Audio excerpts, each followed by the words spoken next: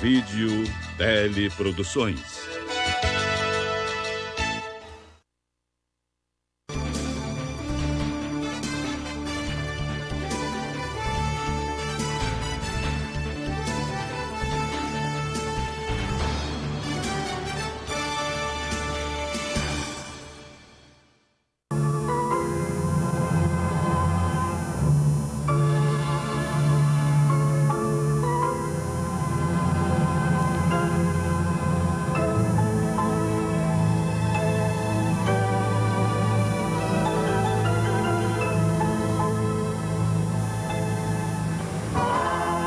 Cultivar os legados de nossos antepassados é dar mostras de participação ativa no presente e de confiança ilimitada no futuro.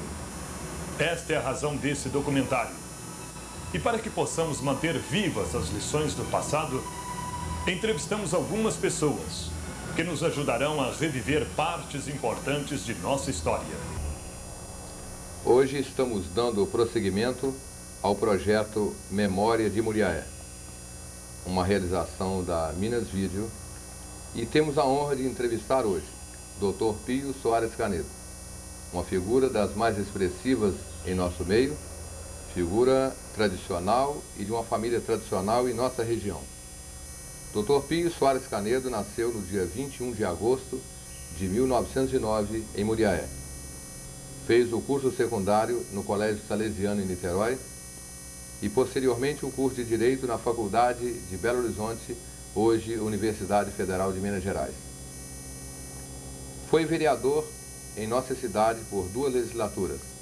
Foi prefeito, secretário de Estado de Interior e Justiça, secretário da Agricultura, deputado estadual durante 12 anos, vice-governador no governo Israel Pinheiro e governador interino por essa época. Foi diretor da Fundação João Pinheiro, posteriormente vice-presidente do BENGE durante 8 anos. Atualmente ocupa o cargo de diretor da Fundação João Pinheiro. Boa tarde, Dr. Pio. É um prazer tê-lo conosco para essa entrevista, para que possamos compor a memória de nossa cidade, através de vultos expressivos como o senhor, que ajudaram a construir a história de nossa terra durante todos esses anos em que o senhor atuou em nossa cidade como homem público, como advogado e como cidadão em nosso meio. Boa tarde. É uma oportunidade muito boa para que nós nos voltemos à história de Muriaé, dedicando-lhe, conforme você já acentuou, uma quadra referente à memória de Muriaé. Fico muito desvanecido com o convite e estou inteiramente às suas ordens. Perfeito. Nós teríamos uma infinidade de perguntas para fazer ao senhor. Uma pessoa que viveu durante todos esses anos ativamente em nossa cidade, é uma verdadeira enciclopédia de conhecimento para que nós possamos transpor para a nossa história. Mas, pela própria escassez do tempo, nós vamos fazer perguntas, questionamentos sobre aquilo assim de mais importante dentro da evolução de nossa cidade. Por exemplo, o senhor como advogado, que é atuante, tendo atuado durante muitos anos em nossa cidade, nós gostaríamos que o senhor pudesse nos dar um panorama da evolução de sua atuação no campo forense de Muriaé durante esses anos todos. Quando que o senhor começou a atuar como advogado aqui e um panorama assim de sua evolução como advogado em nossa cidade. Muito bem. Eu inicio a minha resposta à sua pergunta dizendo que em 1931, em 7 de setembro daquele ano, eu me bacharelei em Direito. Um pouco atônico, dada a escolha que eu deveria tomar o rumo da minha vida profissional, eu fui ao meu professor, Dr. Estevão Pinto, e coloquei para ele o meu estado de dúvida com referência às minhas atividades profissionais. O doutor Estevão Pinto me fez uma única pergunta depois de eu ter exposto a ele o meu drama. Me disse o meu velho professor: em Muriaé tem muitos advogados e advogados experimentados na lista forense? Eu digo, tem. Em Muriaé, no momento, isto é, em 1931, deveria ter, em plena atividade advocatícia, 8 profissionais. Ele me disse, então, não tenha dúvida, vá advogar em Muriaé. Eu respondi a ele, mas são 8 advogados de grande nome e eu sou filho da terra, ainda sou lá conhecido como Piozinho, o que vai me dificultar ser um vencedor na minha profissão. Ele disse, vá à frente e você faça a sua carreira na sua terra, que é o lugar mais propício no momento para você iniciar profissionalmente. E assim, em outubro de 1931, já eu estava em Muriaé e já dei início a uma primeira ação requerida no foro local. Nesta época, o nosso juiz de direito era o Dr. Lídio Alerano Bandeira de Melo, que aqui exerceu a sua magistratura por 14 anos consecutivos. Após o Dr. Lídio, nós tivemos o Dr. Jesus Varela, depois o Dr. João Martins e, subsequente, muitos outros juízes até a data de hoje. Atuava como promotor de justiça o Dr. Aníbal de Souza, depois o Dr. Aristides Lima e depois, por muitos anos, o Dr. Antônio Vieira. Dentro do foro de Muriaé, nós tínhamos uma figura respeitável, estimada e que era considerado mais do que um advogado, tal a sua experiência na lide forense. Era o escrivão do crime, Alcino Freitas.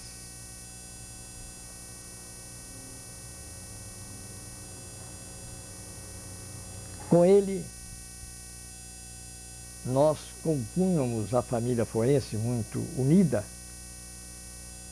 Com ele e mais o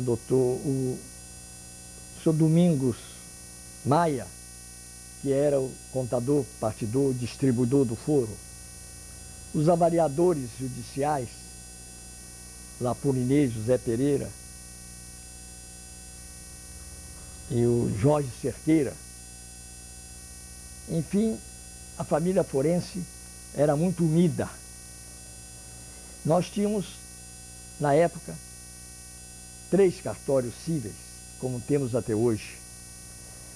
O cartório tradicional do Cristóvão Colombo era o cartório do primeiro ofício, que tinha anexo a ele o serviço de documentos. Em segundo, tínhamos o cartório do segundo ofício, que tinha a figura respeitável, majestável, do coronel Pacheco de Medeiros. E em terceiro lugar, criado em 1930, tínhamos o cartório do José Clóvis Canedo, que tinha como seus auxiliares José de Oliveira Vermelho e Humberto Minervini. Era esta a família forense na época em que iniciei aqui as minhas atividades forenses. Dentre os advogados, nós temos nomes respeitáveis. Nós tínhamos o Dr. Silveira Brum, o Dr. Olavo Tostes, o Dr. Agripino Viado, o Dr. Rudolfe, o Dr. Domingos Henriques Carlos da Silva, e como Benjamin, eu próprio, que iniciei então nesta época.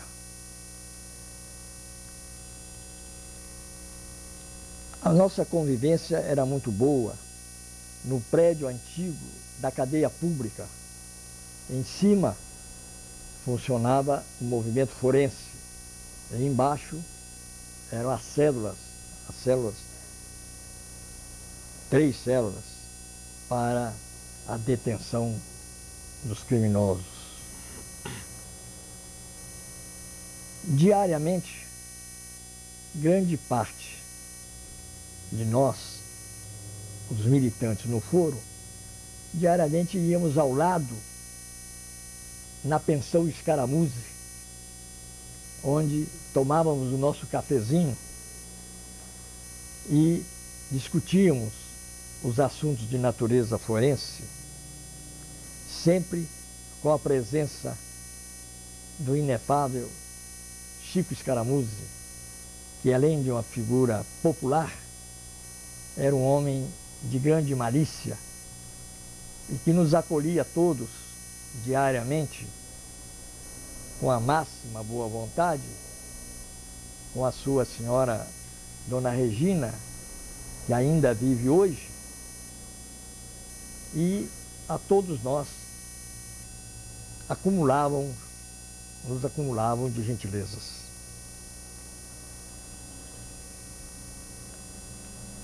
Muriaé teve um movimento forense muito ativo, quer pela extensão da comarca, quer pelo mérito e o valor dos seus advogados. Todos eles profissionais extremamente competentes, todos eles estudiosos, todos eles levando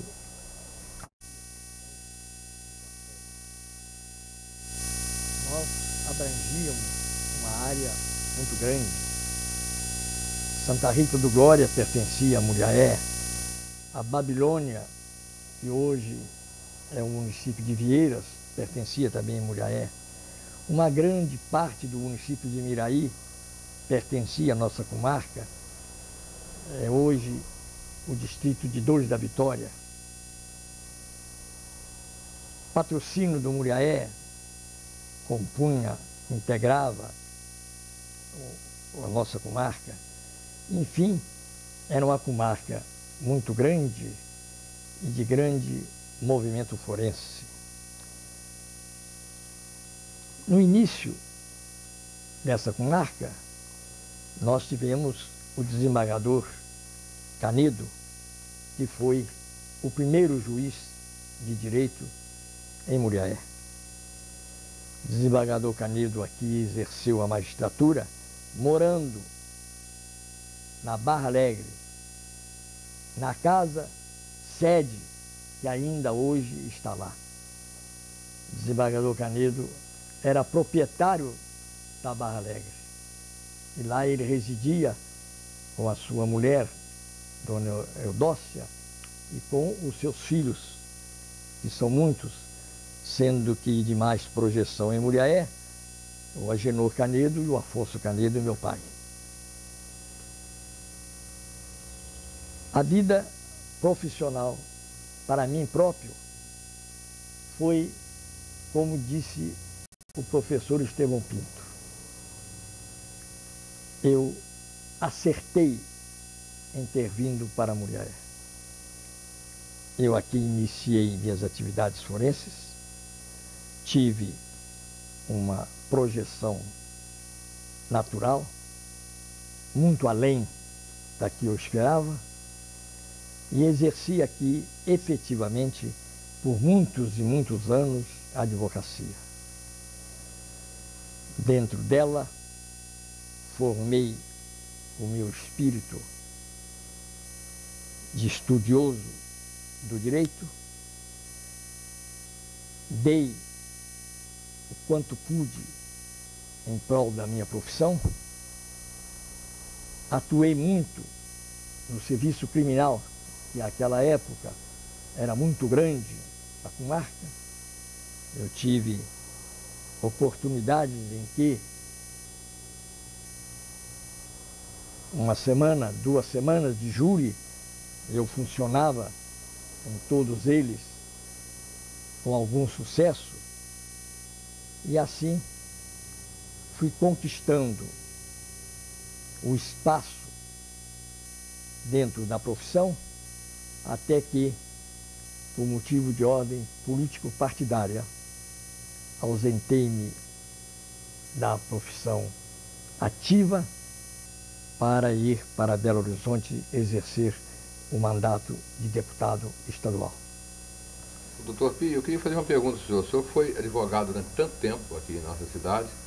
Naqueles primeiros tempos do senhor advogando aqui, a advocacia se fazia sentir mais no campo da criminalística, naturalmente. Uma mulher tinha, proporcionalmente ao tamanho da cidade, tinha bastante crime naquela época. Sim. A criminalística parece que sobrepujava todas as outras áreas do direito, né? Sim.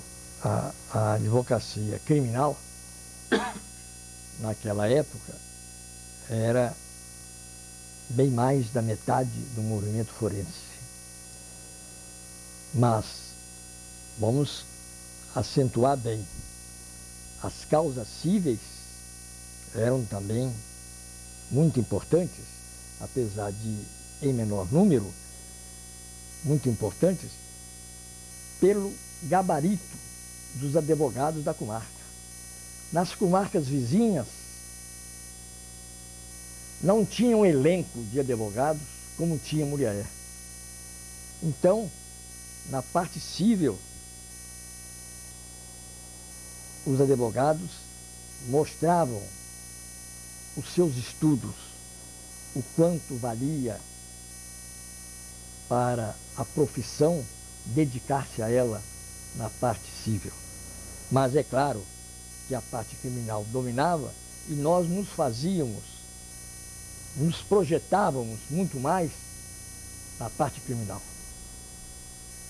Doutor Pio, depois desse panorama que o senhor nos descreveu tão bem sobre a parte forense de nossa cidade, nós gostaríamos de entrar num outro campo, que nós podemos entrar sem medo, apesar de ser diferente, porque nós sabemos que o senhor é um homem de cultura e de bastante vivência.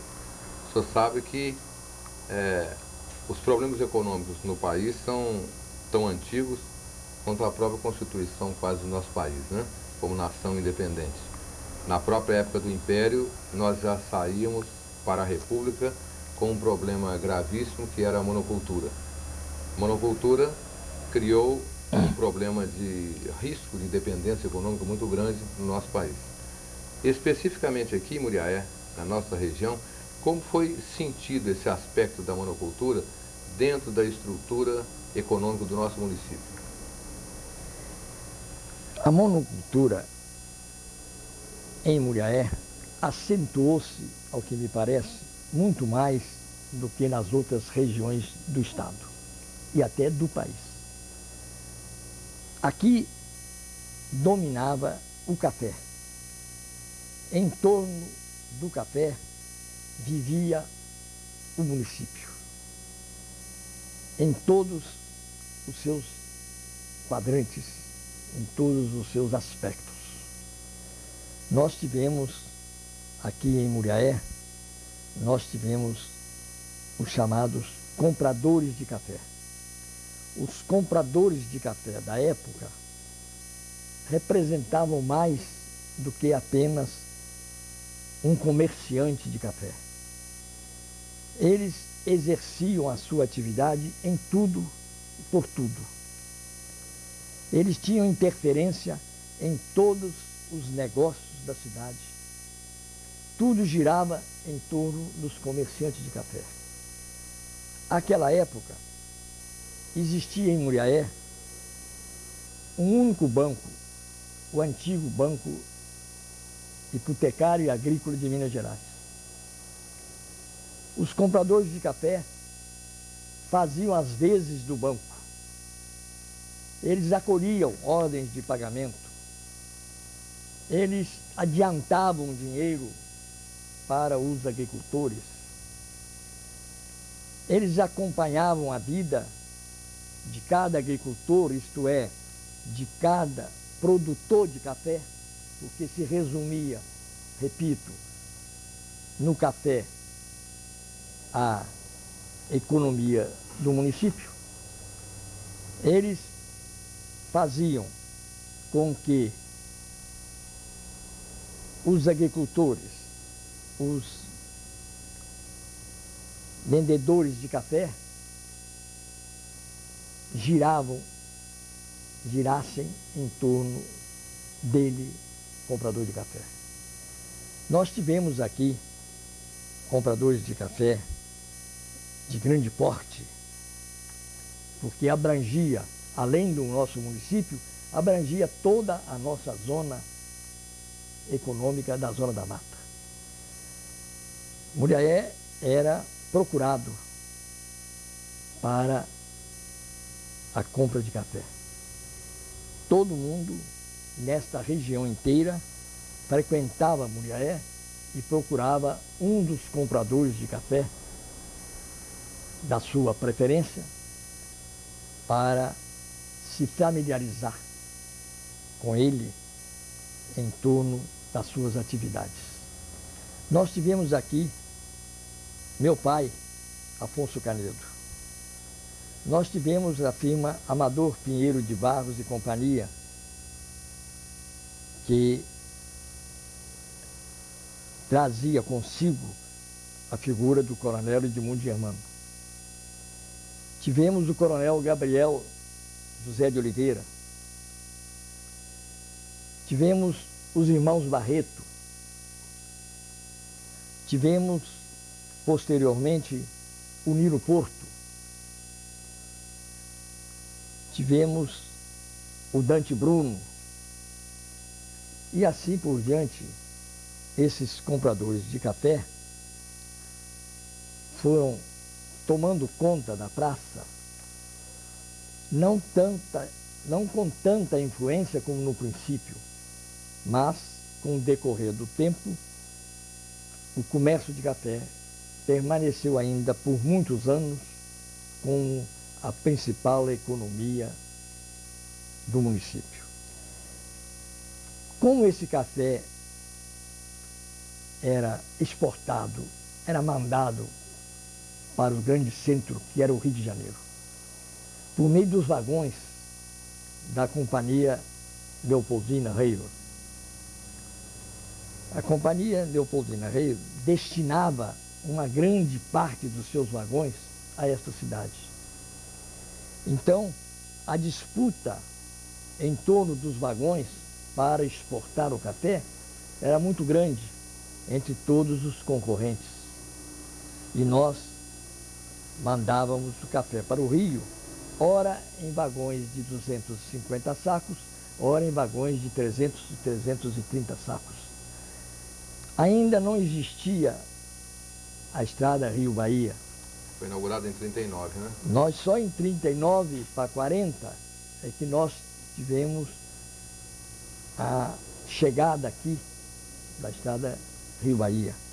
Até esta época, todo o café ia para o Rio de Janeiro dentro dos vagões cedidos pela Companhia Leopoldina e lá eram negociados na Praça do Rio de Janeiro todos esses compradores tinha os seus representantes lá na Praça do Rio de Janeiro. Aqui, para eles receberem o café, para eles comprarem o café, esse produto vinha no lombo do burro. Vinham as tropas, chamavam-se tropas naquela época, e as tropas batiam o café à porta dos respectivos compradores.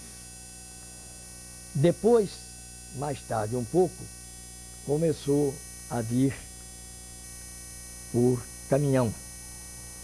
Isso a partir de 1940.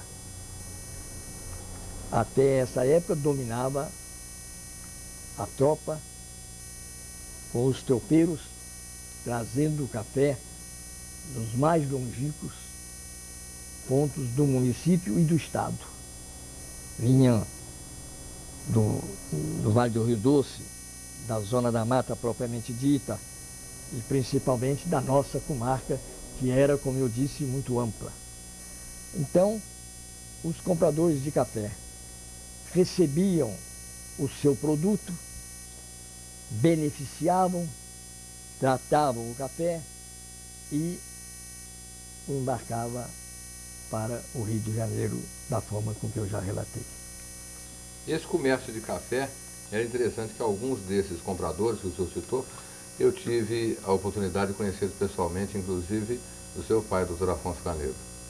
Eu lembro de um fato interessante que tinha o Dr. Afonso Canedo, que quando a gente ia vender algum café para ele, quando meu pai vendia, e a gente ia lá para desembarcar o café, a facilidade que ele tinha para fazer contas de cabeça, somando colunas inteiras, sem errar, e voltava tirando a prova toda de cabeça. E eu com uma máquina de calcular daquela de mão, eu não conseguia chegar primeiro do que ele no final da soma, nunca conseguia.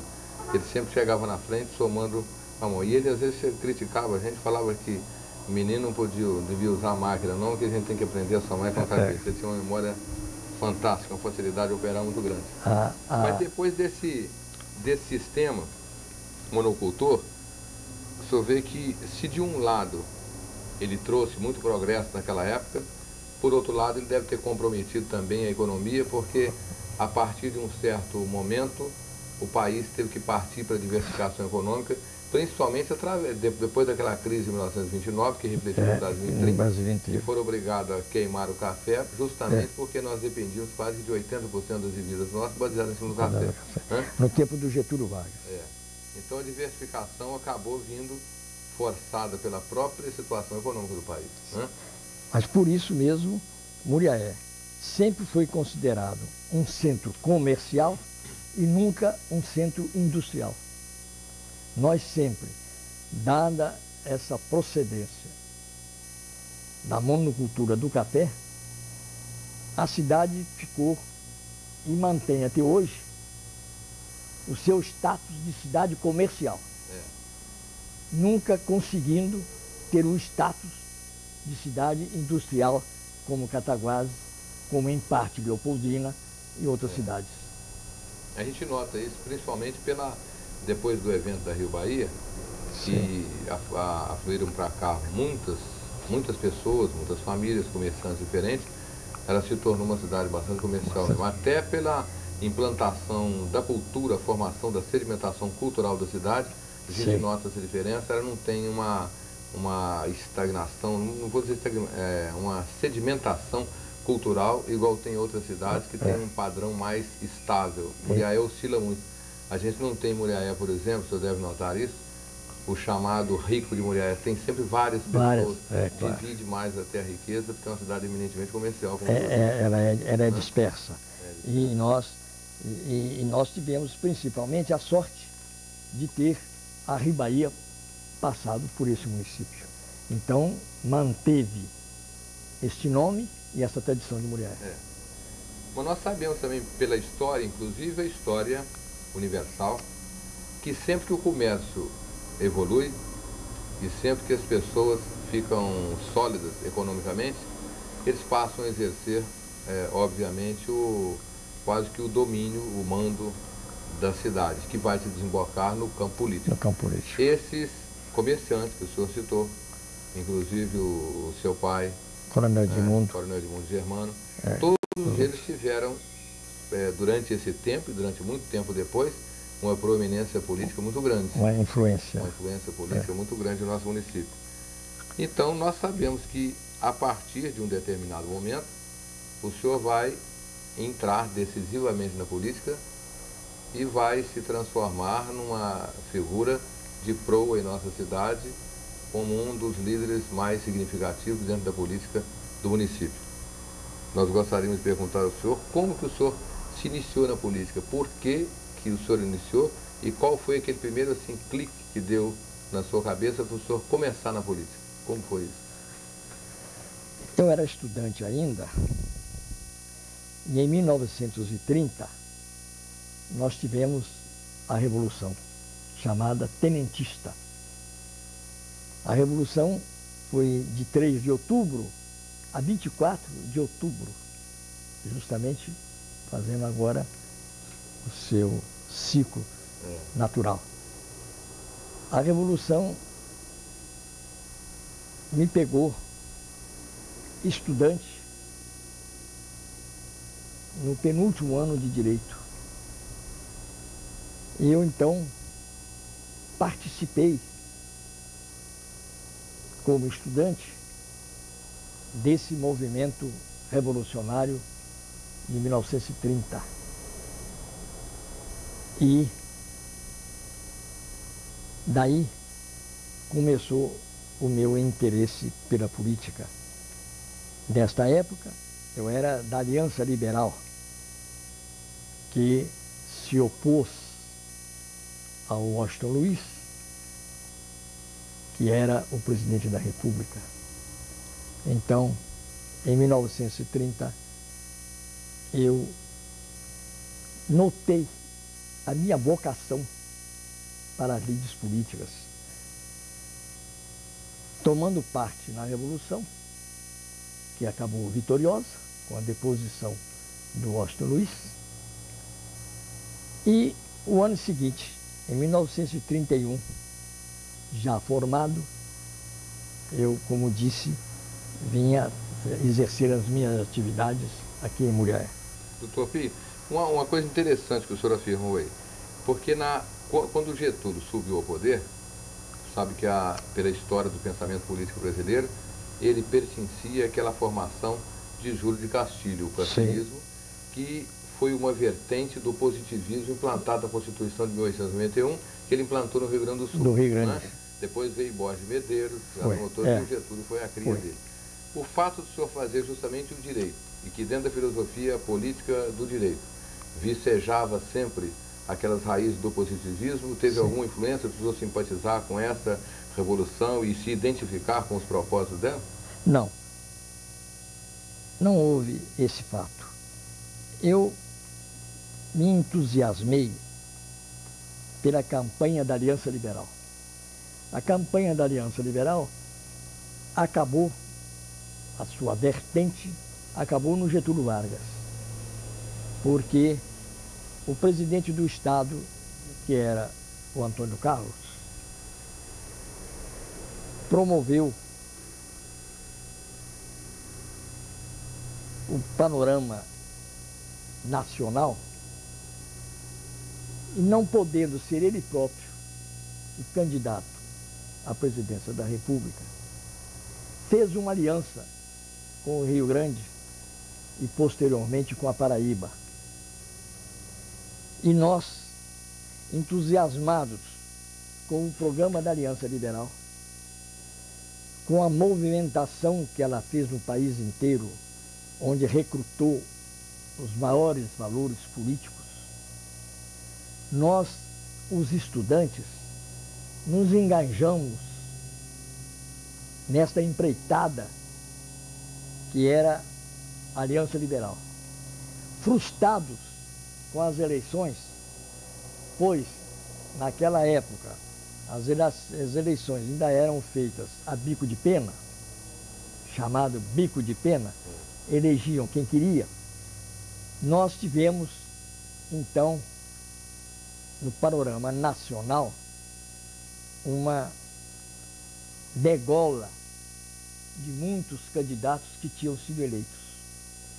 E aquilo nos influenciou a nós, os jovens universitários, a nós que estávamos ainda nascendo para a vida pública, e nos levou a tomar posição, sem ter em vista o movimento do Rio Grande do Sul, que era limitado, pois é certo que esse movimento a que você se refere jamais teve projeção no país inteiro. Ele ficou muito limitado ao Rio Grande. Então, não dava para influenciar a nós outros dos outros estados. A nossa tendência, a nossa adoção da Aliança Liberal e posteriormente pela Revolução, nada tem a ver com o movimento do Conte do estado do Rio Grande. Nessa época que o senhor iniciava na política, quais eram os principais partidos políticos aqui em Muriaé? Sim, aqui em Muriaé nós iniciamos, vamos fixar bem, nós iniciamos ao final de 31, princípio de 32. Nesta época, nós tivemos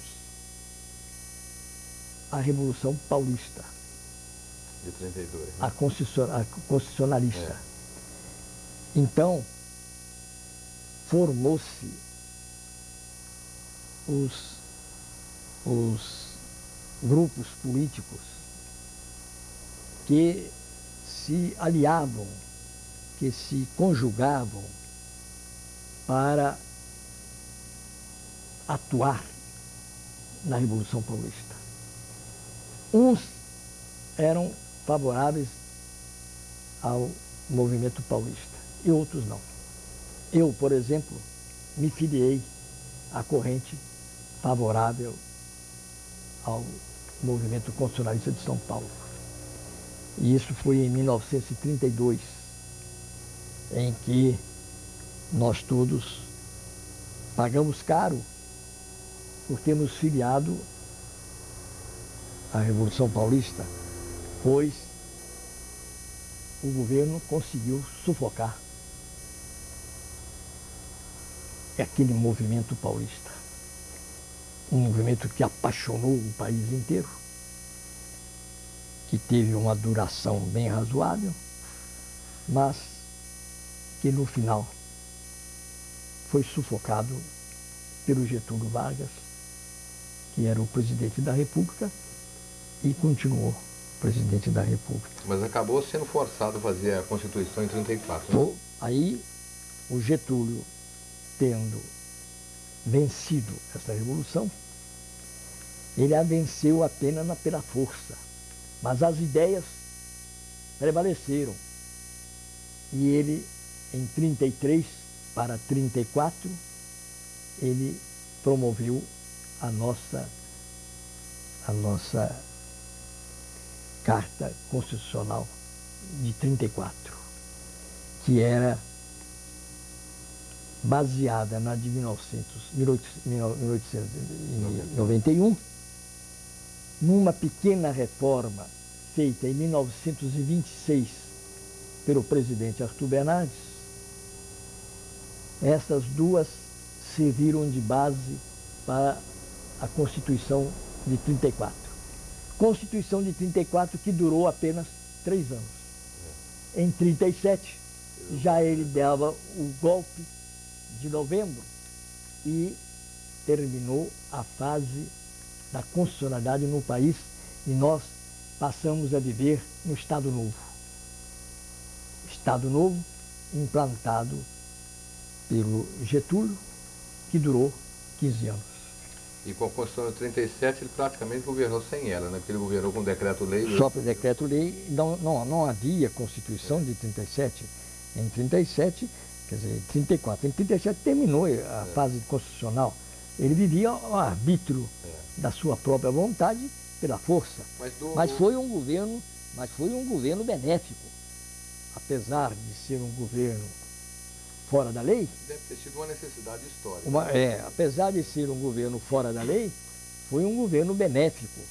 Ele trouxe para a humanidade e principalmente para o Brasil, trouxe grandes feitos que aperfeiçoaram o nosso regime, apesar, repito, de não haver o regime constitucional. Veja você que no tempo do Getúlio, que é o tempo da ditadura, ele conseguiu levar esse país aos tumultos, mas sempre com o domínio do governo central, até que, em 1945, nós nos embarcamos na parte mundial, fazendo parte, tomando parte efetiva na guerra que acabou influenciando para o nosso regime novamente. Mas o senhor dizia sobre o partido, qual foi o primeiro partido político que o senhor se candidatou? PRM.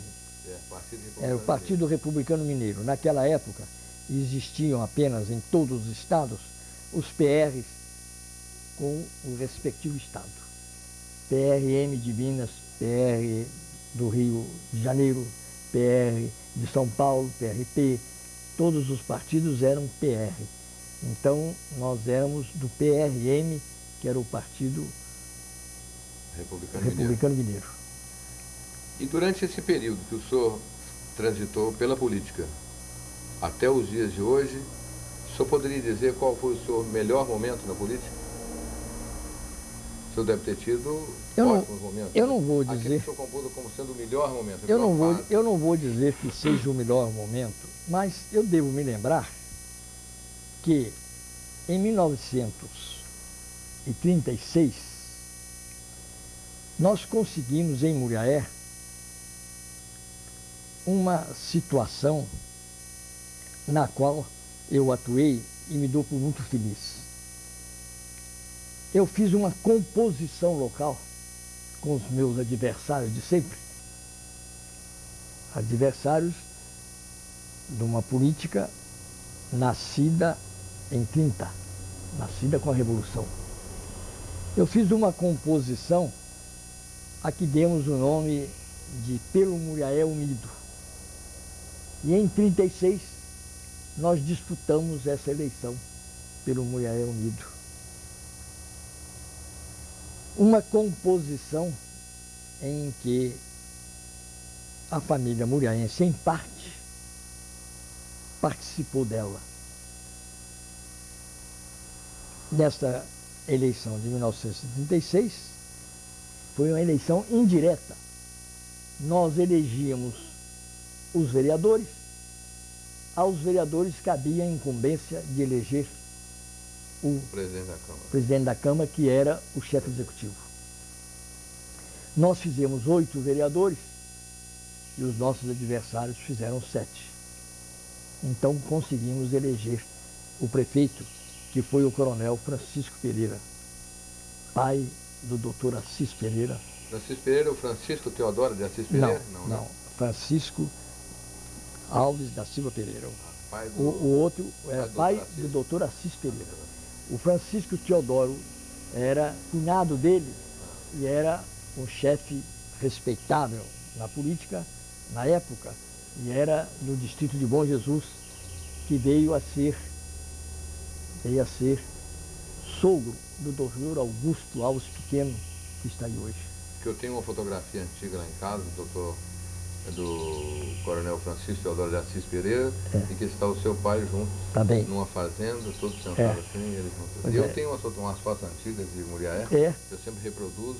Pois olha, o coronel Francisco Teodoro ia ser o avô da mulher, primeira mulher, do doutor Augusto Alves Pequeno, que é seu conhecido, mora na mesma rua que vocês. E esse coronel Francisco Teodoro era o pai do futuro prefeito de Muriaé, que é o Chiquito Teodoro. filho dele. Doutor Pílio, sabemos que a partir da introdução do voto secreto, as estratégias políticas mudaram. Porque antes, quando o voto não era secreto, era difícil uma pessoa, é impossível ele votar em quem ele quisesse. Geralmente ele obedecia ao coronel, chefe político local. Sim. Mas nós sabemos que em todo o país, né, verificava-se aquele chamado voto de cabresto, ou voto dos currais, né, eleitorais. Principalmente na política interiorana era comum. Em termos gerais, até quando o senhor acha que essa espécie de voto ele está ligado ao despreparo do eleitor e até quando ele está ligado ao carisma do líder político? Ele seria mais fruto do despreparo do eleitor ou também influiria muito o carisma do líder político, capaz de fazer com que aquelas pessoas se subordinassem cegamente à orientação do líder? Nós tivemos uma fase muito difícil, que foi a implantação do voto secreto.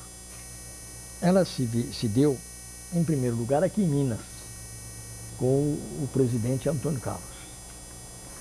O voto secreto devia trazer, de imediato, uma mudança muito grande, mas na realidade não trouxe. Apesar do voto secreto, suplantando os efeitos, os ideais do voto secreto, ainda persistia a velha política do colonialismo, a velha política do fechamento da opinião do eleitor. Nós, ainda com o voto secreto, ainda tivemos muitas fases, muitas eleições que ainda predominava o caciquismo, o voto do cabresto dominado ao eleitor. Em parte, o eleitor tem culpa disso. Eu digo em parte porque naquela época o eleitor não tinha, como hoje, facilidade de comunicação, não tinha facilidade de escolas, não tinha facilidade de entender bem o sentido e o valor, o civismo do voto. Portanto, nós tivemos várias eleições, já com a adoção do voto secreto, que deixaram muito a desejar, porque elas eram ainda um arremedo do voto. Do que deveria ser na realidade. Do voto que deveria ser na realidade. Então, eu não culpo os políticos nesta fase. Não os culpo porque eles eram obrigados a proceder como na época, a fazer o jogo da época. Na época, o jogo era do voto de cabresto, era do voto dirigido, era do voto marcado. E os políticos não podiam, de uma hora para outra, diversificar essa forma de eleição. Hoje, com as comunicações que nós temos, o rádio dominando em toda parte, a toda hora, nós não conseguimos dar uma notícia ao eleitor que ele já não a saiba. Porque todo eleitor tem na sua cozinha, na sua lavanderia, na sua sala, no seu serviço, todo eleitor tem um rádio a transmitir-lhe notícias de momento a momento e, portanto, de familiarizá-lo com os dias de hoje. Hoje, é verdade, o eleitor está consciente, está conhecendo a situação. Quando o eleitor erra, ou quando o eleitor desvia do verdadeiro sentido do voto, desvia do civismo que deve preceder a um voto é porque ele quer. Já está consciente. E porque ele está consciente de que toda a situação atual, toda ela é bem conhecida dele. Ele então erra porque quer errar ou porque tem motivos secretos para errar. Com os novos tempos, doutor Pio, alguma coisa tem mudado. Após a queda do regime militar, houve mais assim uma conscientização política, inclusive através do processo de comunicação que o senhor se referiu tão bem aí. A tática política muda ou o palanque continua sendo um instrumento de persuasão das eleições nacionais, apesar desse elevado número de votos em branco que nós tivemos nas últimas eleições? Os votos em branco, eu os atribuo à vontade do eleitor de não votar. Eu atribuo os votos em branco não à ignorância do eleitor. Eu acho que o eleitor está desiludido. O eleitor já chegou a uma fase de não acreditar nas promessas, nos palanques e nas afirmativas do homem público.